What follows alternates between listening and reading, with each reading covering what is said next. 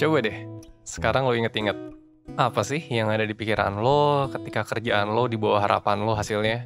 Atau ketika lo dimarahin, mungkin sama atasan lo, mungkin sama dosen lo gitu. Atau ya bahkan apa yang lo rasain ketika lo habis ngelakuin kesalahan ke orang lain. Sering banget ada pikiran-pikiran yang muncul di kepala kita yang kayak gini nih bunyinya. Duh, gue tuh gak becus banget sih. Atau, duh, gue tuh kayak gak pantas deh ada di sini. Kalau cara ngomong lo sama diri lo sendiri gak jauh-jauh dari tadi, gue jamin lo gak sendirian kok.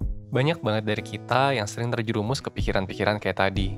Pikiran-pikiran negatif yang gak jarang menjatuhkan diri kita sendiri dan bikin kita ngerasa stres. Dan seringkali juga, kita suka lupa untuk berhenti dan mikir, emangnya kita seburuk apa sih sampai pantas dikata-katain gitu sama diri sendiri?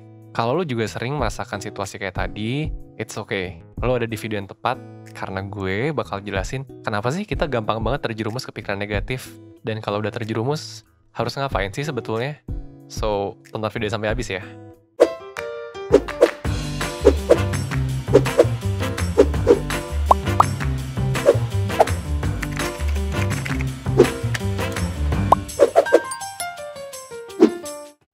Pertama, gue bakal bahas dulu kenapa pikiran negatif itu muncul di pikiran kita. Kalau dipikir-pikir, apa sih enaknya punya pikiran negatif? Mood jadi jelek, emosi jadi nggak karuan.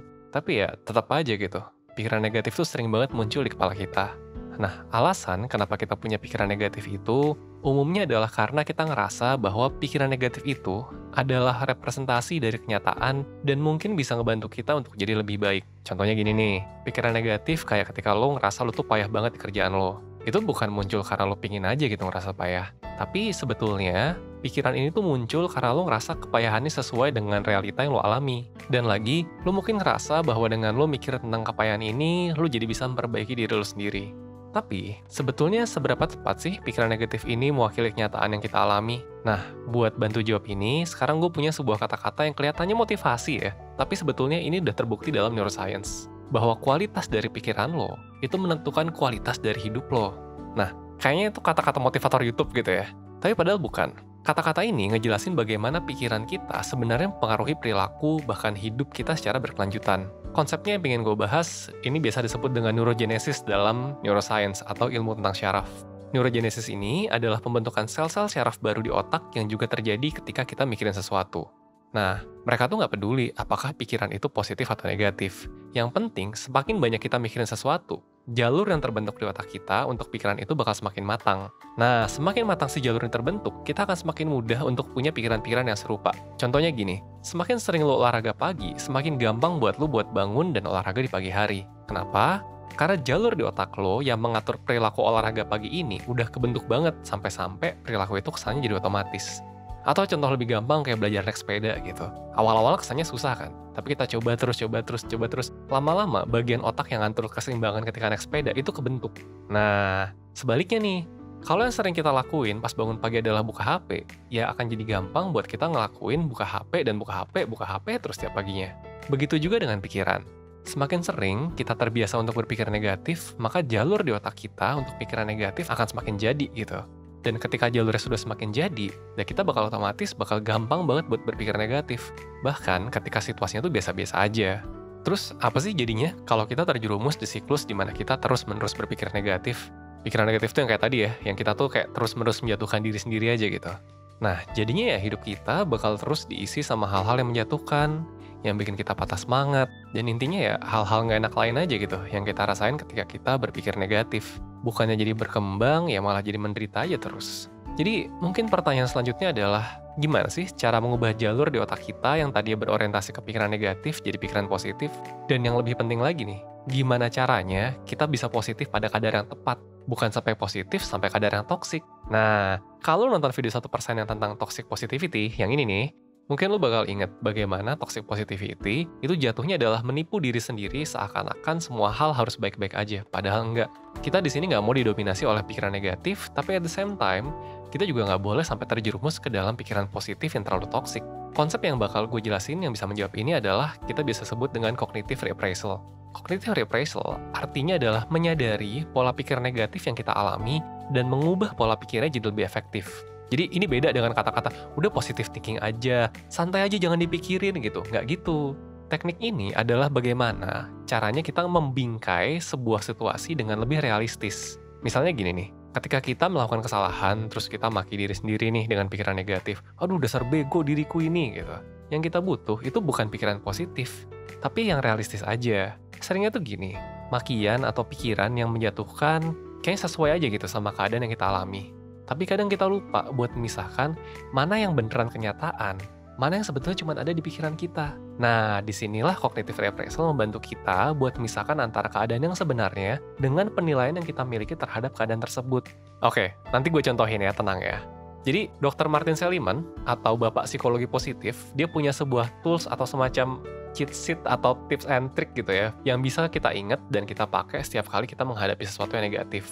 Nah, gampang nih diinget nih. Singkatannya adalah ABCDE. Nah, pertama A. A adalah adversity atau rintangan.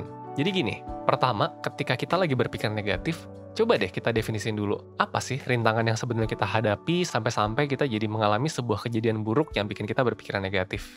Ingat, yang didefinisin tuh rintangannya ya, bukan persepsi lo atas kejadian itu. Contohnya gini, tadi lo habis presentasi nih, terus lo ngerasa lo tuh kelihatan bodoh gitu. Nah, coba diganti deh, jangan alih-alih kita bilang, wah tadi tuh gue kelihatan bodoh pas presentasi gitu. Coba bener-bener diingat, pasti sebetulnya rintangan lo pas presentasi. Oh, misalnya adalah lo tadi terbata-bata. Oke, jadi rintangan yang tadi gue hadapi adalah gue terbata-bata saat presentasi. Ngerti kan bedanya kan? Yang satu tuh adalah sesuatu yang subjektif gitu. Wah, gue kelihatan bodoh gitu. Itu kan kayak persepsi lo aja. Tapi kenyataannya yang benar-benar bisa dinilai adalah, oh tadi ngomongnya putus-putus nih. Gitu.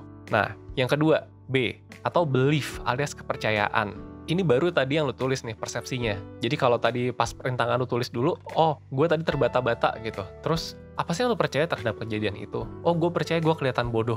Tulis nih, gue percaya gue kelihatan bodoh pas presentasi. Terus kemudian C, consequence atau konsekuensi. Sebetulnya apa sih dampaknya dari kejadian buruk itu? Kita pakai contoh yang sama ya. Lo presentasi, kemudian habis itu lo terbata-bata, dan lo merasa lo tuh terlihat bodoh karena lo terbata-bata. Konsekuensinya apa sih?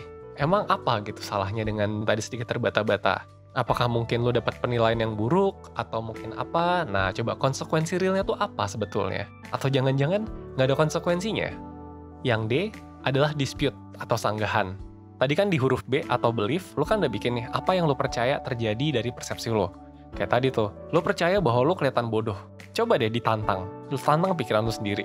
Apa iya lo kelihatan bodoh? Misalnya nih, oh ternyata lo cuma terbata-batanya, cuma ngomong putus-putusnya cuma di 1-2 menit kok. Apa iya orang bakal nganggep lo bodoh kalau misalkan lo terbata-bata di 1-2 menit padahal sisanya oke? Coba lo pikirin gitu. Misalnya kalau ada orang lain nih, presentasinya oke nih, cuma 1-2 menit terbata-bata gitu. Lo bakal nganggep dia bodoh nggak?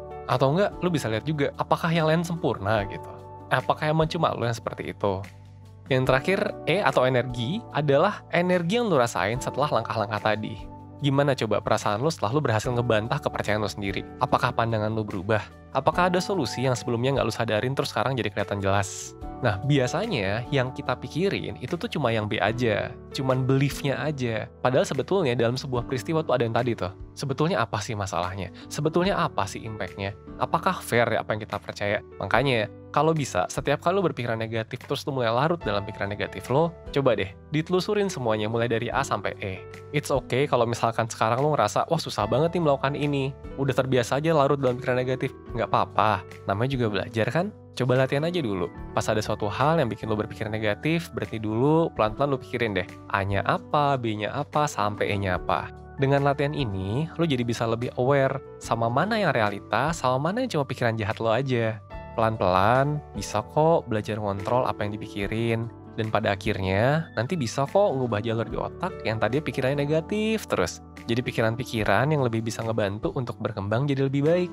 Nah, kalau mau belajar lebih mantap tentang gimana cara ngubah cara berpikir lo, 1% punya sebuah layanan konsultasi one-on-one bersama mentor-mentor kece dari 1%, di mana lo bisa diskusi secara personal dan didampingi dalam hal mengatasi pikiran negatif lo. Konsultasi bersama mentor 1% adalah layanan konsultasi one-on-one bersama mentor 1% yang bisa ngebantu lo mengidentifikasi masalah dan menemukan solusinya. Di sini lo nggak hanya konsultasi sama mentor, tapi juga dapat interpretasi psikotes, worksheet, dan juga sesi follow up.